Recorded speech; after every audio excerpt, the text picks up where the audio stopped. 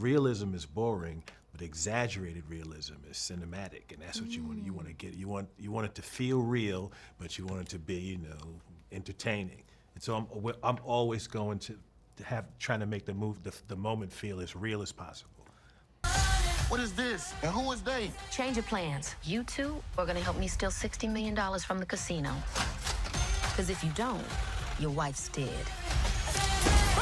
If you let us go, I'll let you bang my twin sister.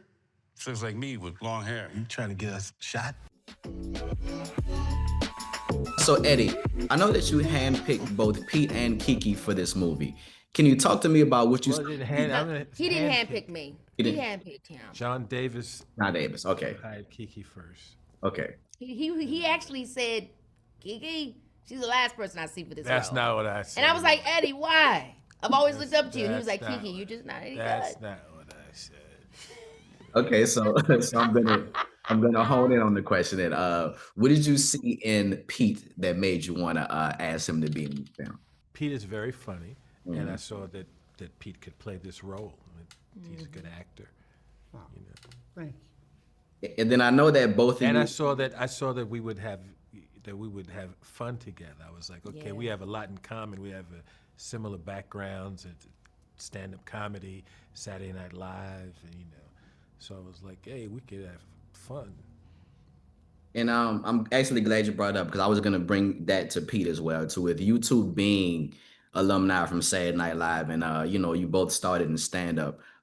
What's something that you learned from Eddie on this film, not as a comedian but as an actor? Oh, wow. So much. I mean, there was a lot of scenes where,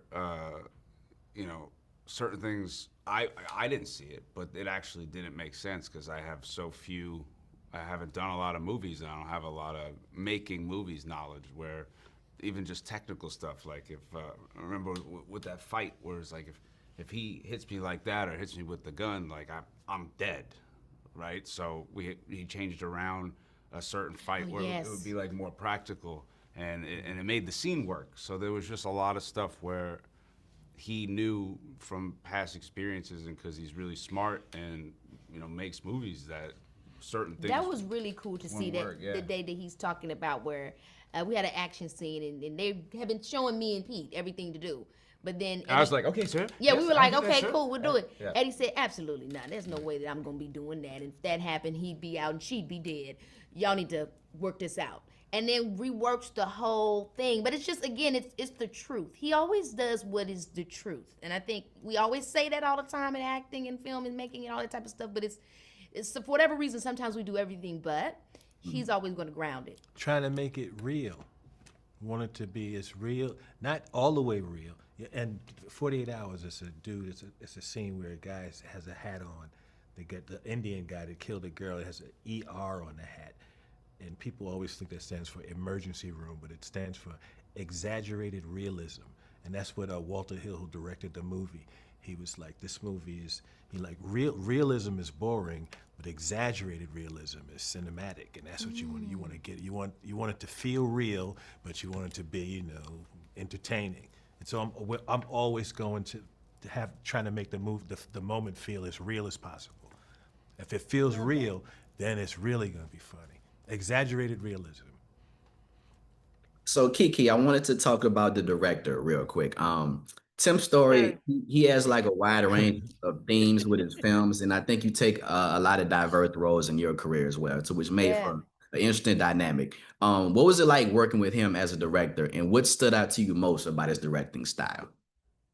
Well, he thinks about everything. From the moment that we started filming, I saw that, how incredible he was as a director because he scheduled everything around also our comfortability with coming into working with this icon, and also the fact that this is an icon and we need to make sure that we prepare everything for him because he knows what to do. So I remember like just the first day that we shot, it was just Pete and I, and then we both had some separate things, and then slowly he rolled us into working with Eddie. And even those details, like directing starts in the pre-production. So not only all of that pre-production stuff, but then when we got on set, like, it's a lot of stunt stuff. So everything was just perfectly timed out. I mean, he just thought about everything. I worked with a lot of directors where it's like, okay, their focus is the art, their focus is the characters, their focus is the script. His is all of that and the schedule and how we're comfortable when we get there. So it was a real breeze working with somebody like him. I hope to do many more with him. So Eddie, Keke, Pete, I appreciate y'all. Thank y'all.